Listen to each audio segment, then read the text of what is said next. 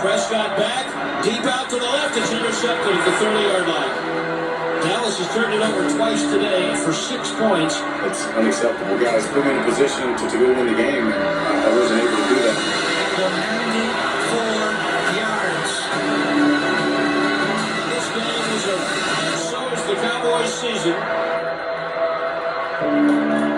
Back on Get Up, Stephen A. Smith will be here live in just a moment with his reaction. But first, Dan, we have talked all morning long about Dak Prescott and his struggles last night. Show us what happened. One play encapsulates everything. What could have been. I want everyone to watch and pay attention. People talked about this play. Fred Warner down the field in coverage. It's great coverage on the shot to CeeDee Lamb. But one moment stands out. This one, that's T.Y. Hilton, okay? Having communication with Dak Prescott after the play. I want to bring it back to the beginning. I want to start with the protection, okay? San Francisco is notorious for walking up their linebackers. Dallas only has 5 guys in protection. They're notorious for walking up linebackers saying, hey, here comes their pressure. No, it doesn't. And making you think it's coming from that side.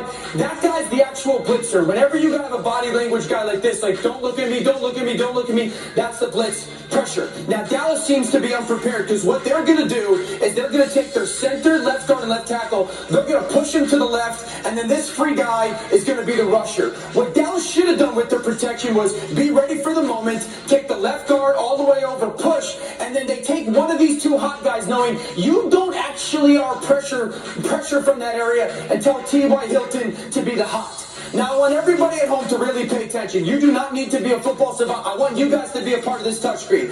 If you don't know football and you just look at this picture, do you see a ton of green grass somewhere? You don't need to know football to look at all that space. Check number 1. Now, the second question would be, do we have somebody on our offense that might be running towards that wide open green space? They actually do. T.Y. Hilton, who was talking to Dak Prescott, has a scene right here, okay? Ball's going to get snapped. What you're going to see is Fred Warner turned his back. He's already turned his back to that green space that I just pointed out, right? There goes CeeDee Lamb on the seam. Now, you tell me, is there a wide open touchdown to get thrown right there to T.Y. Hilton? That is a wide open touchdown that would walk in. That's why he's having that communication with Dak Prescott. The reality is this. I've talked about it all year with Dak. That play embodies everything. How did we not see that? Why did you not throw that football, and what made you force it to CeeDee Lamb? That's a touchdown, and we're having a very different conversation today if he throws it to T.Y. Hilton. That's extraordinarily well done, and there were just moments. Again, it is all of the things that we have always lauded about Dak Prescott that seem to be the things that he is struggling with right now as we come back over here, and Stephen A. will be here in a matter of moments with his reaction to all of that. And again, RC, I'm struggling to understand it. I'm struggling. It's one thing when a player starts to lose his physical skills as he gets older. A, Dak is not getting older or anywhere near being old. But B, it's another thing when the things that you generally think a player will get better and better at as he goes along, those are the things that seem to be destroying. And that's what's most puzzling about Dak Prescott is the things that we've watched him do well. These aren't things that we're guessing Dak Prescott can be good at. We've seen him run this team, put this team into playoff positions because he does anticipate well, because he does execute at a high level and understanding how defense changes after the snap. We aren't seeing those things from Dak Prescott. We also aren't seeing Dak Prescott figure out either I have to go above the X's and O's and make a play using my legs outside of the pocket to extend, or saying I can give up on a play. When you watch a quarterback take a sack, sometimes he's taking that sack in order to protect the football. When he's running out of bounds or throwing the football out of bounds, it's about protecting the football. Now it seems that Dak is putting the football more so in harm's way than thinking to himself, nothing's there, live to play another day. And look, I'm not sitting here saying that Mike McCarthy has done a bad job coaching this team. They've won 24 games over the course of the last 2 seasons, and I don't put last night's loss on him. But the reality is, if you are the ownership of the Dallas Cowboys, and we all know who that is, and you believe that... Oh, stand by. Hold on. There he is. Oh, my all right. Stephen A., take a seat. So I had an argument. Man, sit down, man. Sit down. Stephen A. You're the happiest human in the world right now. Stephen A. had a fight on Friday night, the two of us, when I was telling him, Stephen A., you want the Cowboys to keep winning. You want them to stay in it. And he said to me, no, Greeny, I want them out on Sunday. You got your wish. First of all, good morning. I tried to tell everybody. I tried to tell America. You see, the reason why I'm here this morning, Greeny, on Get Up, is because my brother, my Libra brother right there, my man Ryan Clark, foolishly went on national television on First Take and said that he was going to hide. He wasn't going to show up on First Take. He's only supposed to do Get Up. He didn't realize that at that moment in time, I said, he actually thinks he's going to escape me. He actually thinks he's going to escape me. I'm going to be right here sitting right across from him. Now, the football analysis has been brilliant, and I appreciate the lessons that you two provide. The three of you provide. It's just beautiful, and it's touching, and it just elevates my level of knowledge. Thank you very, very much. But it doesn't change the reality. I told everybody, just wait. Just be patient. Just be patient. Don't panic. I don't care how they look right now. I don't care how big time the defense is. I don't care how big time their running game is. I don't care that CeeDee Lamb has emerged into a number one receiver. Just be patient. Relax. Because when the bright lights hit them, something will go wrong. I was wrong. In the Dallas case, a multitude of things went wrong. Okay? Let me first say, your defense, nothing to say. They played like a championship defense. They showed up yesterday. They really, really did. Let me get to the offense. First of all, the field goal kick, you was right. I heard you earlier. He tried to kick that to Draymond Green. He was done. They actually did him a favor. So we got that out the way. Right? Then we sit up there, Pollard gets hurt. What happens? No adjustments by Kellen Moore whatsoever. None whatsoever. Dak Prescott was awful. Just awful, okay? I ain't letting Kellen Moore off the hook either because you got to make some adjustments. You got to find a way. Sure, you catch the pass. You don't know the rules. You don't know what the moment is. You're supposed to have forward progress. You understand what I'm saying? You got to keep that clock moving. Oh, no. This is what this man does. And then you look at all of those things, and then you're supposed to punt the ball.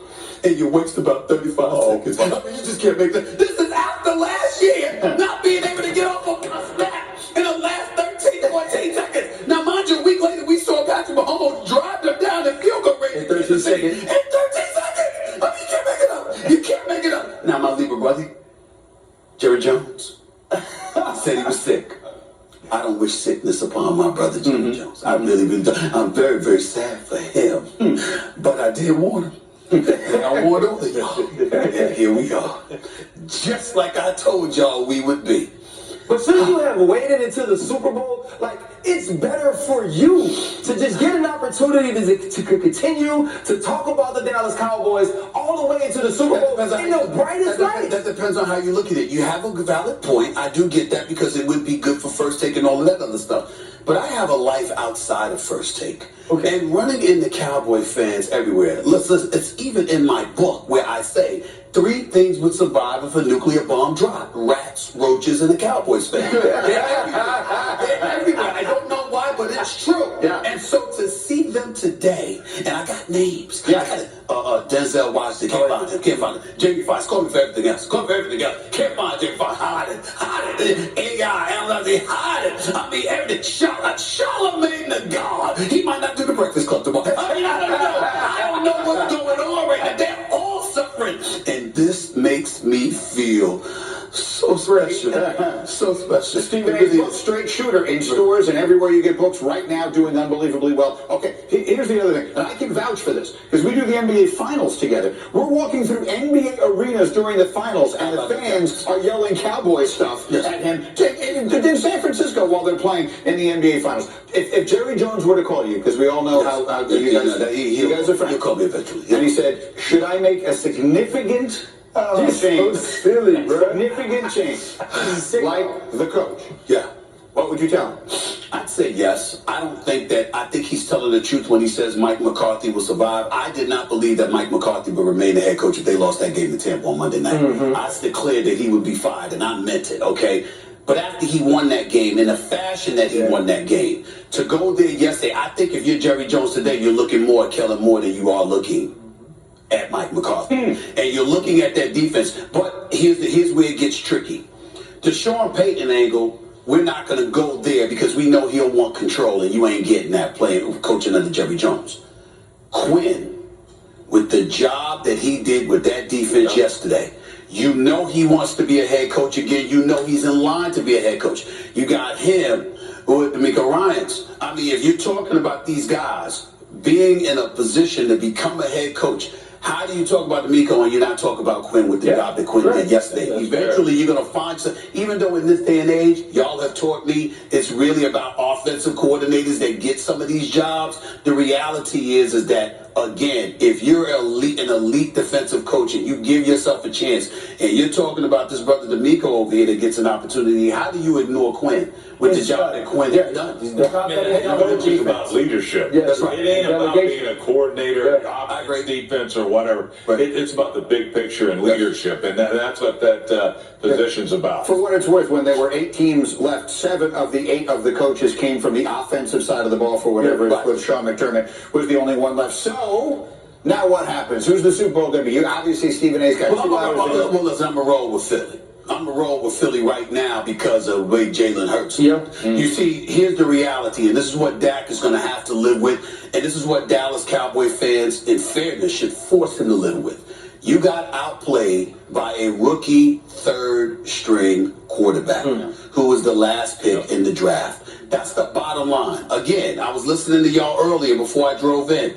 Ryan made a very big-time point.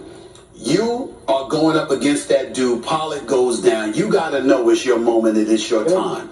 And you can't. And the reason why Jerry Jones ain't sick because Jerry Jones lost. Jerry Jones is sick because he knew they should have won. There's a difference. And they lost because of the quarterback. And they lost because of a quarterback. And by the way, a quarterback, in fairness to Jerry Jones, this is a quarterback he hesitated to pay. And prior to that, hesitated to give the mantle to when it was clear that Tony Romo, because of concussions and injuries, just needed to retire and be in the booth doing the exceptional job that he did. Jerry Jones was hesitant to give Dak that mantle.